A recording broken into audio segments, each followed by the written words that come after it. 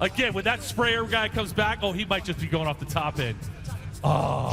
Jason, he's going off the top end, man. Oh, man, I was going to get everybody to scream and go nuts. He can't handle it. It's too much for him. He's like, I'm scared of that crowd. That crowd was totally giving me the love. Brian Loans, are you going to call this? With Alan, yeah. Oh, my God. Bring a I'm shutting little up. flavor. I had to bring a little flavor into this final round. I like it. Well, I'm shutting up then. I'll let you two guys talk.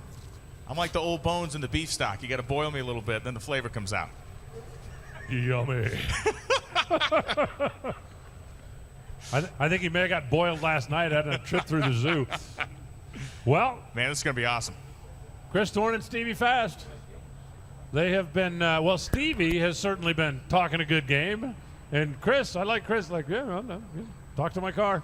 Yeah, I mean, Kris has got the old-fashioned Theodore Roosevelt walk quietly and carry the big stick thing going on because that car is nasty, and he is an assassin on the starting line. Was that Theodore Roosevelt? I thought it was Teddy.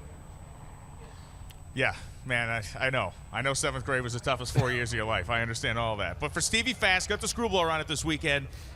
He knows. He said at the top of the racetrack, he said he's going to need something. He said he may need to find a religious deity to get him down ahead of Thorne right now. He's playing on the wrong end of the deck right now. Yeah, but I'll tell you something. Stevie Fast, I have seen him a number of times, and we're talking not only in pro mod racing, but, I mean, in small tire racing and grudge racing in no time, come up to the starting line seemingly with insurmountable odds, and yet at the end of the day, his scoreboard is flashing. And by the way, just to finish up that school thing, I had a middle school counselor one time, never forget.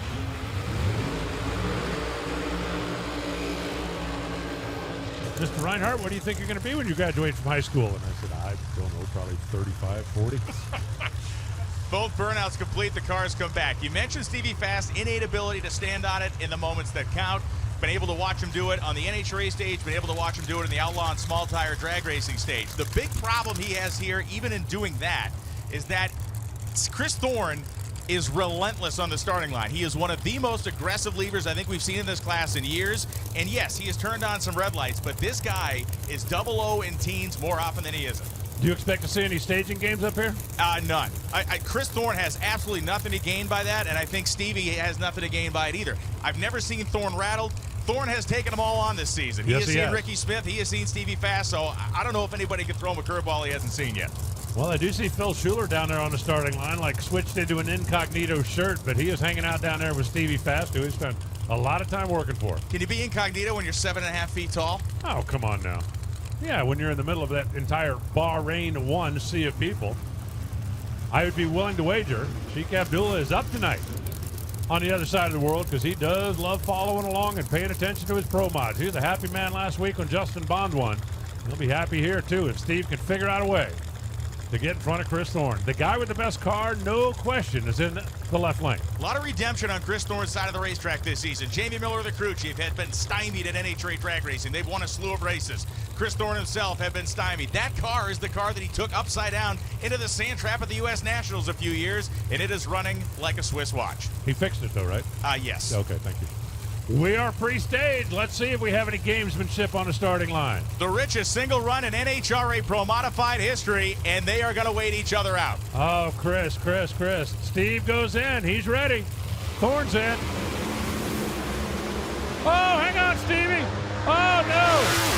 Stevie Fast heads for the wall, wags the tail, throws out the parachute, and Kris Thorne is taking home the cash. 576, 250 miles an hour. Steve Jackson is lucky to still have a race car. Kris Thorne has got a big deposit to make. Jackson was 33 in the tree. Thorne was 20. Now you think, oh, that's over with, but it really wasn't because Stevie Fast was 100th better to 60 feet, so he had made up that starting line differential, and he was actually leading at the 330-foot mark. Then the car got out of the groove, and Jackson hung on to it out in the cabbage where the Angels fear to tread.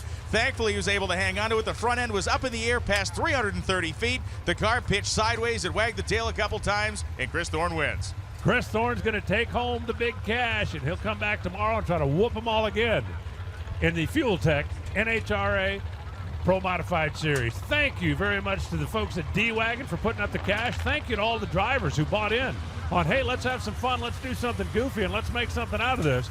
And congratulations to your champion, Kris Thorne.